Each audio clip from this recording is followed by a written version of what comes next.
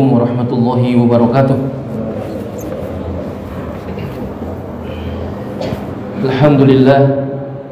Alhamdulillahilladzi hadana subulas salam wa afhana ma bi syari'atin nabiyil kiram. Asyhadu an la ilaha illallah wahdahu la syarika lah dzul jalali wal ikram. Wa asyhadu anna sayyidina Muhammadan abduhu wa rasuluh. Allahumma salli wa sallim wa barik ala sayyidina Muhammadin wa ala alihi wa sahbihi ajma'in. Amma ba'du, fa ya ayyuhal hadirun, usikum wa iyaya bitaqwallah wa ta'atihi la'allakum tuflihun. Faqad qala Allah ta'ala fi kitabihil karim wa huwa asdaqul qailin. A'udzu billahi minasyaitonir rajim. Ya ayyuhalladzina amanu taqullaha haqqa tuqatih wa la tamutunna illa wa antum muslimun. Shadaqallahul azim. Ma'asyiral muslimin jamaah salat Jumat rahimakumullah. Marilah kita senantiasa meningkatkan kualitas ketakwaan kita kepada Allah Subhanahu wa taala. Takwa dalam arti yang sebenar-benarnya, yakni menjalankan apa yang diperintah oleh Allah Subhanahu wa taala dan dengan sekuat tenaga menjauhi apa yang dilarangnya. Dengan ketakwaan inilah yang menjadikan kehidupan kita bahagia baik di dunia maupun di akhirat. Ma'asyiral muslimin jamaah salat Jumat rahimakumullah. Sebuah pepatah Arab menyatakan bahwa keselamatan seseorang bergantung pada cara bagaimana ia menjaga lisannya. Salamatul insan fi hifzil lisan. Keselamatan manusia terletak dalam menjaga lisannya. Pepatah itu mengingatkan sedemikian kuat hubungan antara keselamatan seseorang dengan kemampuan menjaga lisannya. Dalam hal ini Al-Allamah Sayyid Abdullah bin Alawi Al-Haddad dalam sebuah karangan beliau, yakni Risalatul Muawanah wal Muhadharah wal Muwazarah, menasihatkan ada sedikitnya 7 adab menjaga lisan agar supaya senantiasa kita terjaga daripada terjerumus dalam kecelakaan. Yang pertama, beliau mengingatkan wa iyyaka wal khawdha fima la ya'nika. Hendaklah Anda tidak melibatkan diri dalam hal-hal yang tidak ada gunanya bagi Anda. Bergaul adalah baik dan dianjurkan, tetapi dalam pergaulan harus dihindari hal-hal yang tidak ada gunanya dan apalagi mendatangkan mudarat, seperti ghibah atau menggunjing, mencampuri urusan orang lain yang jelas-jelas bukan kewenangan kita, juga termasuk hal-hal yang semestinya dihindari, sebab tidak jarang menimbulkan ketidaksenangan dari pihak yang merasa dilangkahi atau dicampuri urusannya. Lalu yang kedua, wa iyyaka wa iktsaral halfi billah wa la tahlif bihi ta'ala illa shadiqan indal hajah. Jangan sering-sering bersumpah demi Allah dan jangan bersumpah demi namanya kecuali memang benar-benar mendesak. Sering menyebut nama Allah tentu saja baik sebab merupakan zikir kita, tetapi jika penyebutannya merupakan sumpah yang bersifat main-main, hal ini tentu saja tidak baik.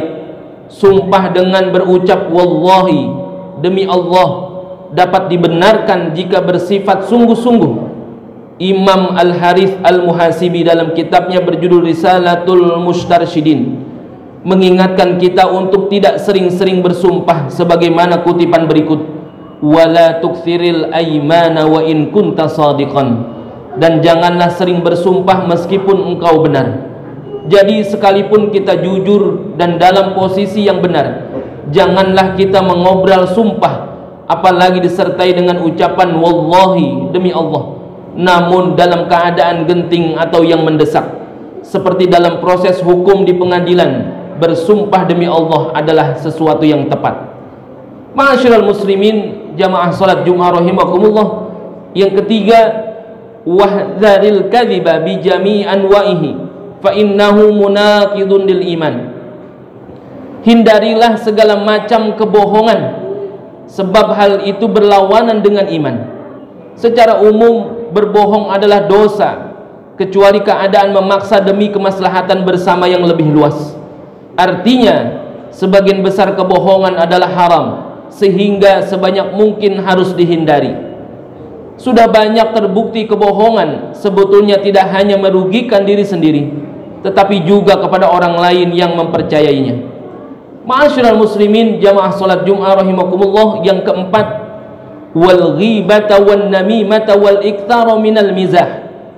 Jauhkan dirimu dari pergunjingan dan fitnahan serta bercanda secara berkelebihan. Menggunjing, memfitnah dan bercanda yang kelewatan adalah tidak baik. Seorang muslim hendaklah selalu berusaha menghindari ketiga hal ini, karena berpotensi besar menimbulkan ketidaknyamanan dan bahkan permusuhan. Lalu yang kelima, wajtanib sa'iral kalamil qabih. Hindarilah setiap ucapan yang keji. Berbicara kepada orang lain adalah salah satu cara berkomunikasi dalam kerangka silaturahim. Hal ini tentu saja baik, tetapi jika dalam pembicaraan itu mengandung ucapan-ucapan keji, sudah pasti tidak baik, sebab Islam justru menganjurkan supaya kita berbicara yang baik. Oleh karena itu, ucapan-ucapan keji seperti hujatan-hujatan dengan menggunakan kata-kata kotor harus dihindari sebanyak mungkin demi kerukunan dan perdamaian bersama. Hal ini berlaku untuk semua pihak, karena pada dasarnya persoalan kerukunan dan kedamaian menjadi tanggung jawab kita semuanya. Lalu yang keenam, wa amsik an radiil kalami kama tumsiku an madmumin.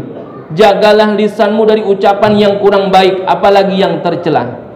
Ucapan yang kurang baik dan apalagi yang tercela harus dihindari sebanyak mungkin.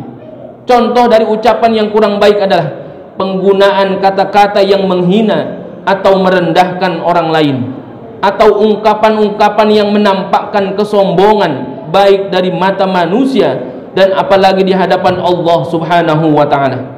Untuk menghindari hal seperti ini, sebaiknya kita membiasakan diri bertawadhu atau berendah hati kapanpun dan dimanapun kita berada. Kebiasaan yang baik seperti itu akan lebih menjamin keselamatan dan nama baik kita di hadapan manusia maupun di hadapan Allah Subhanahu wa ta'ala. Di akhirat pun kita akan selamat dari ancaman api neraka, karena neraka adalah tempat yang sesuai bagi orang-orang yang sombong. Lalu yang terakhir, yang ketujuh, wa tafakkar fi ma taqulu qabla an taqula fa in kana khairan faqul wa illa fasmut. Pikirkan baik-baik apa yang akan Anda ucapkan sebelumnya. Jika itu baik menurut Anda, katakanlah. Jika tidak, maka diamlah. Sebuah pepatah berbunyi, pikir dahulu pendapatan, sesal kemudian tak berguna. Pepatah ini sejalan dengan apa yang dinasihatkan oleh Allamah Said Abdullah Al-Haddad di atas. Jadi pada prinsipnya kita tidak boleh gerasa-gerusu dalam berucap atau mengucapkan sesuatu tanpa mempertimbangkan tentang manfaat dan mudaratnya. Harus pula kita pertimbangkan sebelumnya tentang dampak atau resiko terhadap diri sendiri atau orang lain dari apa yang akan kita katakan. Sekiranya tidak ada manfaat dan bahkan membawa mudarat baik bagi diri sendiri maupun orang lain, maka sebaiknya kita urungkan niat kita untuk mengatakan sesuatu tersebut. Sikap memilih diam demi menjaga semua pihak seperti ini sangat berharga, karena diam adalah emas, sebagaimana kata pepatah. Ma'asyiral muslimin jamaah salat Jumat rahimakumullah, apalagi seorang pejabat publik yang senantiasa ucapannya itu banyak didengar oleh banyak orang sehingga menimbulkan kegaduhan di masyarakat. Oleh karena itu, maka menjaga lisan adalah hal yang terbaik yang harus dilakukan. Apabila tidak bisa berkata baik, maka lebih baik adalah diam. Demikianlah ketujuh adab menjaga lisan sebagaimana nasihat Said Abdullah bin Alawi Al-Haddad yang patut kita perhatikan baik-baik. Semoga kita semua termasuk orang-orang yang dapat rahmat dari Allah Subhanahu wa ta'ala. dan pertolongan dari Allah Subhanahu wa taala, sehingga dapat melaksanakan ketujuh adab tersebut dengan sebaik-baiknya. Dengan cara ini, insya Allah lisan kita akan terjaga dari hal-hal yang dapat mengancam keselamatan kita, baik di dunia maupun di akhirat. Amin ya rabbal alamin. Ja'alallahu wa iyyakum minal faizin al aminin, wa adkhalana wa iyyakum fi zumrati ibadihil mu'minin. A'udzu billahi minasyaitonir rajim. Bismillahirrahmanirrahim. Ya ayyuhalladzina amanu taqullaha wa qulu qawlan sadida. Barakallahu li wa lakum fil Qur'anil azim, wa nafa'ani wa iyyakum bil ayati wadh-dhikril hakim. Innahu ta'ala jawadun karim, malikun barrun raufur rahim. Alhamdulillahi ala ihsanihi wa syukru lahu ala taufiqihi wa imtinanihi. Wa asyhadu an la ilaha illallah wahdahu la syarika lahu wa asyhadu anna sayyidina Muhammadan abduhu wa rasuluh ad-da'i ila ridwanih. Allahumma salli ala sayyidina Muhammad wa ala alihi wa ashabihi wa sallim tasliman katsira. Amma ba'du, fa ya ayyuhan nas ittaqullaha fima amar wantahu amma naha, wa'lamu anna Allah amarakum bi amrin bada fi bi nafsihi wa thana bi malaikati bi qudsihi wa qala ta'ala innallaha wa malaikatahu yusalluna 'alan nabi ya ayyuhalladzina amanu sallu 'alaihi wa sallimu taslima. Allahumma salli wa sallim wa barik ala sayyidina Muhammad wa ala ali sayyidina Muhammad kama sallaita ala sayyidina Ibrahim wa ala ali sayyidina Ibrahim, wa barik ala sayyidina Muhammad wa ala ali sayyidina Muhammad kama barakta ala sayyidina Ibrahim wa ala ali sayyidina Ibrahim fil alamin innaka Hamidum Majid. Waradallahu ma'anil khulafai rasyidin Abi Bakrin wa Umar wa Uthman wa Ali wa an baqiyatis sahabati wat tabi'in wa tabi'it tabi'in lahum bi ihsanin ila yaumiddin wa alaina ma'hum bi rahmatika ya arhamar rahimin. Allahumma ighfir lil mu'minina wal mu'minat wal muslimina wal muslimat al ahya'i minhum wal amwat.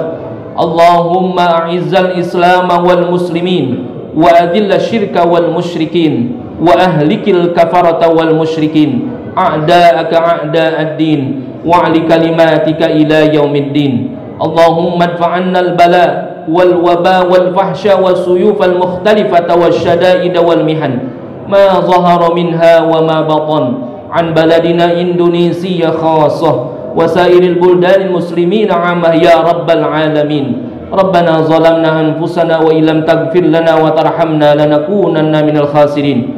Rabbana atina fid dunya hasanah wa fil akhirati hasanah wa qina adzabannar. Walhamdulillahi rabbil alamin.